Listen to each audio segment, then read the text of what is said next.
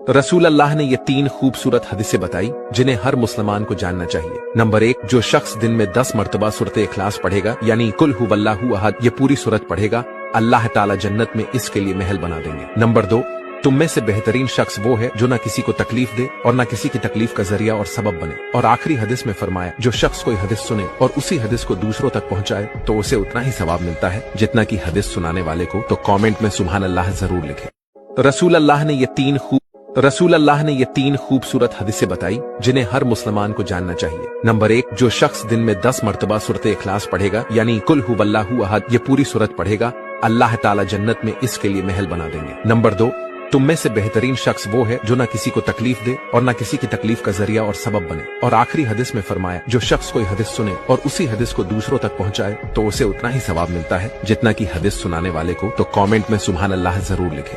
रसूल अल्लाह ने ये 3 नबी करीम सल्लल्लाहु अलैहि वसल्लम के 6 सुनहरे फरमान जो हर मुसलमान को जानना चाहिए। नंबर 1, तुम नजूमी के पास ना जाओ यानी जादू टोना से दूर रहो। नंबर 2, लज्जतों को खत्म करने वाली चीज यानी मौत को कसरत से याद करो। नंबर 3, कब्र को सजदा घर ना बनाओ यानी अल्लाह के सिवा किसी और के सामने सजदा ना करो। नंबर 4, जो शख्स हर फर्ज नमाज के बाद आयतुल कुर्सी पढ़ता है, अल्लाह उसके और जन्नत के बीच सिर्फ मौत का फासला रखता है। नंबर 5, दुनिया में ऐसे रहो जैसे अजनबी या मुसाफिर। और नंबर 6, आप सल्लल्लाहु अलैहि वसल्लम ने फरमाया, जिसने मेरी हदीस सुनी और उसे दूसरों तक पहुंचाया तो कयामत के दिन उस शख्स पर मेरी सिफात वाजिब होगी। सुभान अल्लाह। इस वीडियो को सदकाए जारिया की नीयत से कम 5 लोगों के साथ जरूर शेयर करें।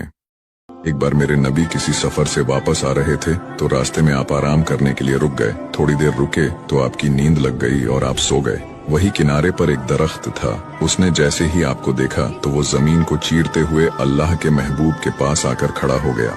थोड़ी देर वही खड़ा रहा और कुछ देर बाद वो अपनी जगह पर जाकर फिक्स हो गया। जब आपकी आंख खुली तो हजरत अनस ने अर्ज किया, या रसूल अल्लाह, वो दरख्त वहां से आकर आपके सर पर खड़ा हो गया और फिर वापस चला गया, ये क्या चक्कर है? तो मेरे नबी ने हजरत अनस से फरमाया, ये दरख्त मुझसे दूर था, ये मेरा दीदार करना चाहता था तो इसने अल्लाह से फरियाद की कि या अल्लाह, मैं तेरे महबूब का दीदार करना चाहता हूँ, और अल्लाह ने उसे इजाजत दी तो वो वहां से आया और मेरा दीदार करके वापस चला गया।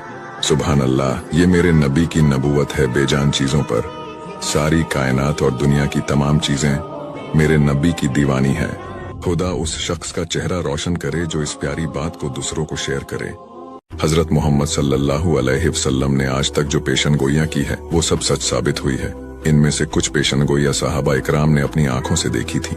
एक मर्तबा आप सल्लल्लाहु अलैहि वसल्लम ने हजरत अदी बिन हातिम रजी अल्लाह अन्हु से फरमाया, ऐ अदी, अगर तेरी उम्र लंबी होगी तो तू देखेगा कि ऊंट पर सवार अकेली औरत हिरा से चलेगी, यहाँ तक कि काबा का तवाफ करेगी और अल्लाह के अलावा उसको किसी का डर न होगा। चुनांचे हजरत अदी रज़ियल्लाहु अन्हु फरमाते हैं कि मैंने वह जमाना अपनी आंखों से देखा है कि एक औरत हिरा से अकेली ऊंट पर सवार होकर आई और काबा का तवाफ भी किया। उसको अल्लाह के अलावा किसी का डर न था। हिरा सऊदी अरब के अंदर मौजूद एक जगह का नाम है जो आज भी इसी नाम से जानी जाती है। बेशक आप दुनिया के लिए एक बेमिसाल बनकर आए थे।